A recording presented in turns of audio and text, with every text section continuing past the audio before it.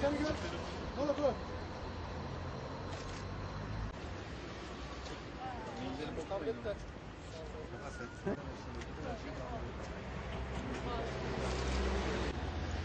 Ay çok meraklıyız. Nasıl değilim ben?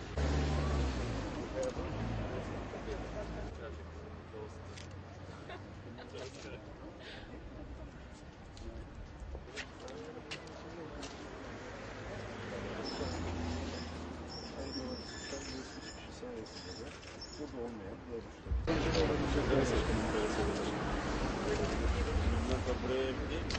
Türkiye'nin en önemli sorunlarından bir tanesi aslında enerji sorunu. Ama maalesef son yıllarda tartışılan nükleer enerjinin yerine günümüzde yenilenebilir enerjilerin çok daha etkin olabileceği, hem sağlık açısından hem çevre etkileri açısından çok daha faydalı olabileceği herkes tarafından kabul edilmesine rağmen bu konularda halen daha tam da böyle iyi bir adım atılmış olduğunu görmüyoruz.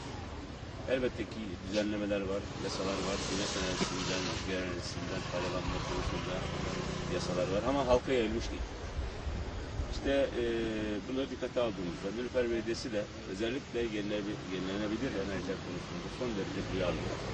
Çevreye olan duyarlılığını da yine bahsettiğimizde gerçekten bu tür güneş enerji sistemleriyle ya da rüzgar enerji sistemleriyle enerjilerin faydalı bir hale gelmesi, insanların ondan faydalanmasını sağlamayı amaçlayan ve bu konuda bilgi veya becerilerini de ortaya koyan bir kurum.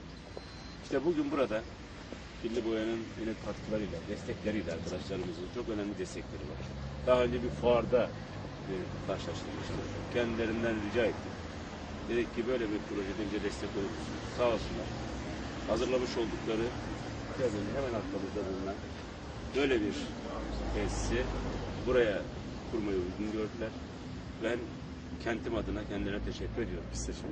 İşte onların da desteğiyle oluşturmuş olduğumuz bu istasyon burada arkadaşımız da anlatacak ama bir cep telefonları ya da USB ile çalışan aletlerin gelip buradan hiçbir ücret ödemeksizin tamamen güneş enerjisiyle sağlığa çok faydalı olan, sağlıkla ilgili bir sorun teşkil etmeyen bir sistem karşılığında enerjilerini alacaklar ve kullanmaya devam edecekler. Çünkü günümüzde biliyorsunuz özellikle medya ağırlıklı telefonların pilleri çok çabuk tüketiyor.